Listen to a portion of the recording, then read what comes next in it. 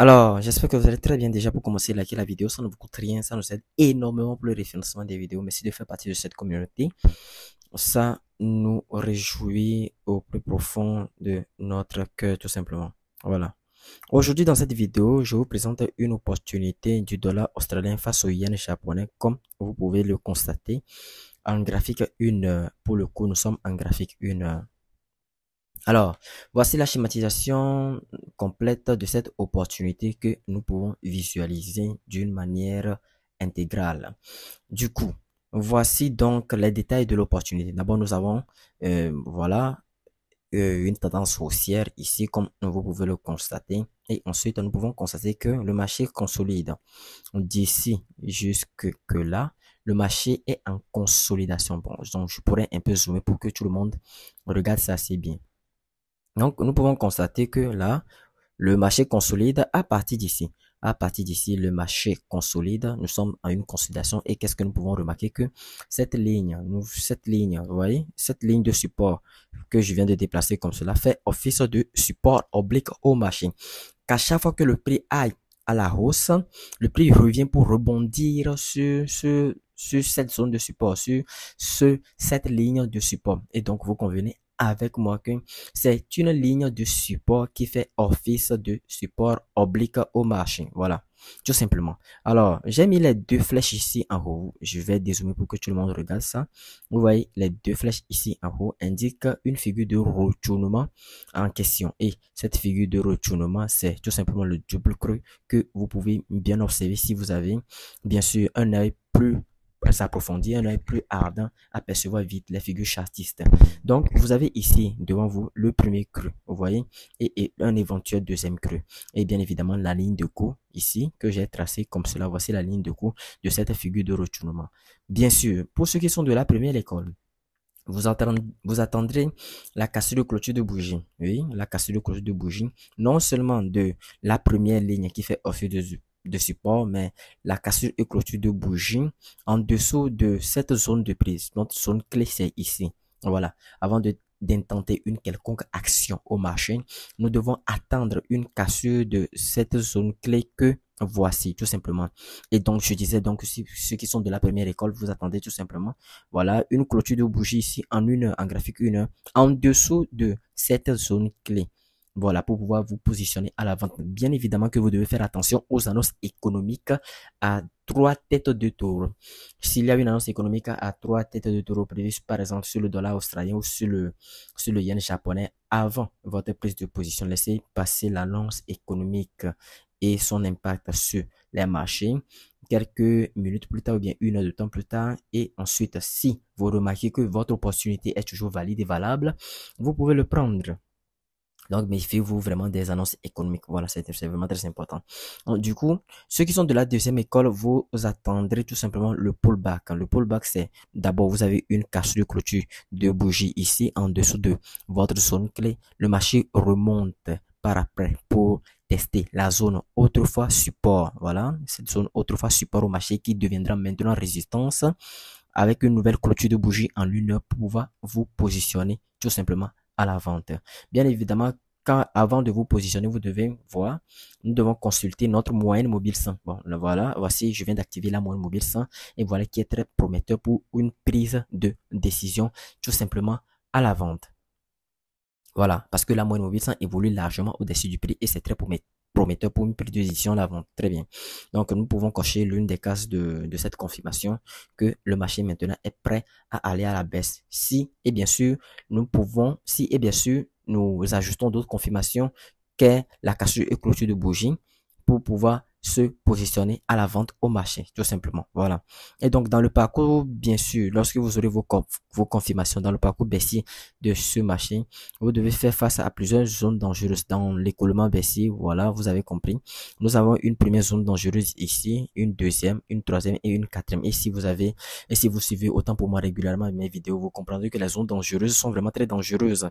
Ce sont des zones susceptibles de retournement, les zones où le prix pourrait probablement vous dessiner une figure de retournement allant à l'encontre de votre spéculation qui est en cours. Donc, il faut vraiment faire attention à ces zones de prix. Donc, Voilà. Donc, ce que vous devez attendre, c'est d'avoir la cassure de cette ligne oblique et la cassure de cette zone clé. Donc, du coup, d'une manière globale et visuelle ici, nous pouvons voir que ici, la zone clé et notre ligne se sont fusionnés ici à ce niveau. Donc, du coup, attendez tout simplement une bougie en graphique, une bougie de couleur rouge en graphique, une en dessous de votre zone clé et pour pouvoir vous positionner tout simplement à la vente. Et d'une manière visuelle, je pense que nous avons un risque ratio de 2,5. Ne pas se positionner surtout si sur vos opportunités, vous n'avez pas les risques ratio de minimum 2,5. Voilà, vous risquez 1% de votre capital de trading pour gagner 2 ou bien pour gagner 3, pour gagner 4, 5, 6, 7%. Voilà, le risque ratio minimum, c'est je risque 1% de mon capital de trading pour gagner un minimum un minimum de 2. Un minimum de 2. Voilà. Un résultat de 2,5 tout simplement. Voilà. Et pour ce faire, vous avez l'outil position. Voilà. Cet outil-là ici, l'outil dans le cas d'une vente, vous avez cet outil position short. Vous voyez. Cet outil position short a probablement, si vous avez une cassure ici, c'est cet outil-là qui va vous déterminer votre risque ratio. Donc, vous le tendez jusqu'à la cible. Comme ce sont les opportunités de swing trading, je vous présente. Voici la cible qui est ici. Voilà. Et donc, votre marge de stop loss, ici, votre stop loss, vous allez le déposer ici à ce niveau. Voilà, vous voyez, donc j'ai un risque ratio de 6,22. Ça veut dire que je risque 1% de mon capital. Ça, c'est un exemple. C'est un exemple. Donc, ça veut dire que probablement, je risque 1% de mon capital de trading pour gagner 6,22. Si bien sûr l'opportunité en question, si bien sûr le marché nous donne raison jusqu'au take profit final, bien sûr. Voilà. Voilà. Si bien sûr le marché, si et seulement si le marché nous donne raison jusqu'au take profit final. Voilà, mais c'est toujours important d'avoir un risque ratio, de voir quel est le risque ratio de mes opportunités en cours, de ces opportunités en cours, et avant de vous positionner un marché. Avant de vous positionner au marché, désolé, avant de vous positionner au marché. Donc, pour le coup, je disais donc que votre stop loss serait ici, voilà. Votre stop loss, la marge de votre stop loss n'est pas négligée.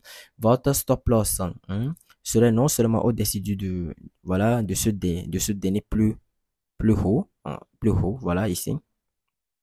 Non, ça c'est, voilà, ici, au-dessus disons, au-dessus du sommet, mais également au-dessus de la moyenne mobile 100. Vous voyez que d'une manière linéaire comme cela, mon stop loss est au-dessus, non seulement de ce dernier plus haut, mais au-dessus de la moyenne mobile 100, de la moyenne mobile 100 que je viens d'activer. C'est comme cela, vous devez spécifier vos stop loss pour laisser des marges. Voici votre marge, pour laisser de marge au marché, une marge nécessaire au marché de respirer tout simplement et de ne pas se faire sortir inutilement du marché à cause d'une mèche ou bien à cause d'une forte fluctuation du marché tout simplement. Voilà.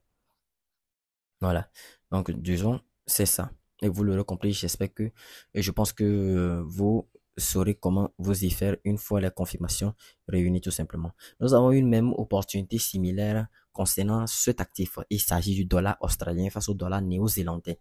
C'est même chose. C'est même chose. Bon, et ça, c'était le AUD. Et l'autre, c'était oui, ça, c'était le AUD, dollar australien face au yen japonais. Et ça, c'est le dollar australien face au dollar néo-zélandais, tout simplement. Voilà. Donc, les deux marchés sont en corrélation. Ça veut dire que les deux marchés font les mêmes choses données, font une même schématisation donnée.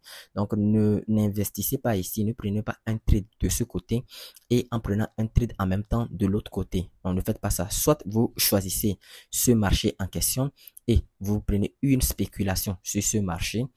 Voilà. Ou soit vous prenez ce marché qui est le dollar australien face au dollar néo-zélandais et vous prenez une spéculation sur ce marché en question. Ne vous investissez pas sur le dollar australien, le dollar, c'est-à-dire le AUD, NZD, et vous investissez également votre argent sur le dollar australien face au yuan japonais. Ne le faites pas comme ça. Voilà. Parce que ces deux marchés sont en corrélation. Le truc le plus important sur les marchés financiers, c'est de minimiser votre risque. Mais en vous positionnant des deux côtés, le risque que vous prenez, c'est trop grand. Voilà, tout simplement. Comme vous pouvez le constater, le dollar face le dollar, comme vous pouvez le constater, voilà, voici la schématisation qui est ici. C'est cette même schématisation qui est ici. Donc, pas besoin de l'expliquer trop encore. Vous comprendrez. Voilà, et c'est Et c'est clair, tout simplement. Nous allons nous retrouver dans une nouvelle vidéo. Merci.